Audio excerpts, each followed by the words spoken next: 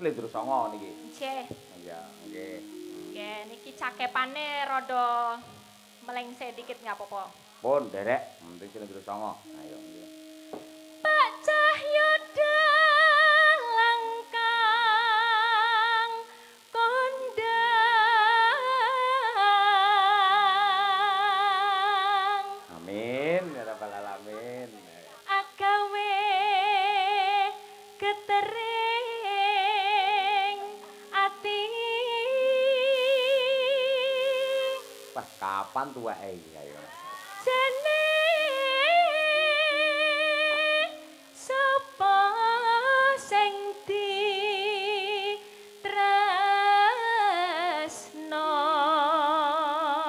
Lumayan jagat kureping langut ya mung kowe katresnanku wong ayu. Jajale tak weani.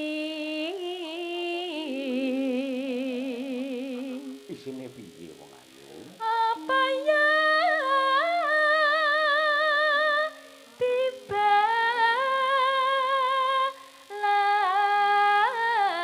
lasi. Yen duwe pulsa ya tak balesi. Nek iya aku guyu. Wong guyu ki tandha lamun ta bungah rasamu. Sing elok ki siji. Apa? Apal ora maca lho.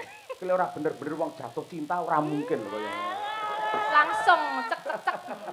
Ayo. Senadyan to gadah garwa. Ning bojone sabar manut kok Mbak Elisa. Ayo. Waranggana ibu kesi. Apa kelakon aku dadi sing kedua. Wah, wis jan jangkrik.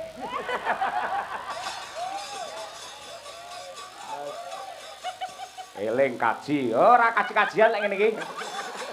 Kaji lho, kaji lho. Kaji-kaji butuh-butuh. Aku tak jawab. Apa? Yen tenanan kowe gelem tak sunat. Nadyan kok sunat, ora apa-apa engko dikocori tukul meneh. Ngapunten Bu, ngapunten nggih Bu. Menika namung permintaan mawon. Ora apa-apa diajeng. Lho, kuwi lho lembah mana sabar. Wes to bukes Loh. iki demi kebahagiaan suami. Apa-apa ikhlas kok Cahayu. Oh iya. Pek-peken dhewe. Kono gek gendong-gendongan kono. Ketoke Biasanya malah bahaya kayak ngene iki biasanya bahaya. Lho, bukese muni ikhlas karo guyang-guyu ning tak samangko kene. Lah sirahe kemendeng, Mbak. Ampun nggih, Kakanda Mbak Yuku. Ayo. Nggih. Niki namung istilahnya orang ngefan niku lho. Lho, ngene lho diajeng. Aku sampean eling ora aku dek komentar ning nggone story IG-mu. Lah nalika sampean liburan ning luar negeri ning juga kae ning Taiwan apa ning Bangkok? Korea, nggih. Ning Korea. Elisa kuwi tamasya ning Korea liburan terus tak komentari. Wah, diajeng adikku siji iki gur melencer dolan wae. Terus dia ada jawab piye? Piye? Di Elisa ning medsos yo komen ning ngene. Nggih, Kakanda, kula titip Kang Mas nggih teng griya. Kuwi tenan to bukese? Loh, bukan iki nang IG-ne Elisa pas kabeh iso ndelok lho. Nggih, Mbak Yu. Kula titip Kakanda nggih ten griya, kula ngotek. Sik aku malih anu genten ana ndalang aku keblek nguyuh aku.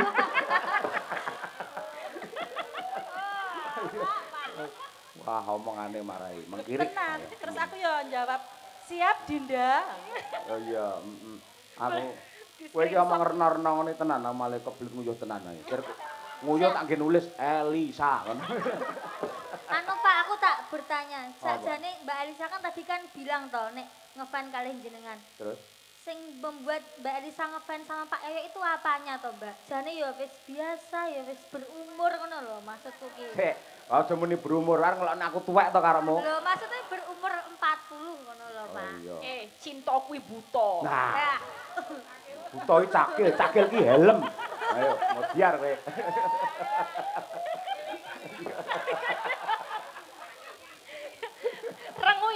kita ini. Apik. Ya Bir, tarik sih Bir, coba. Ayo.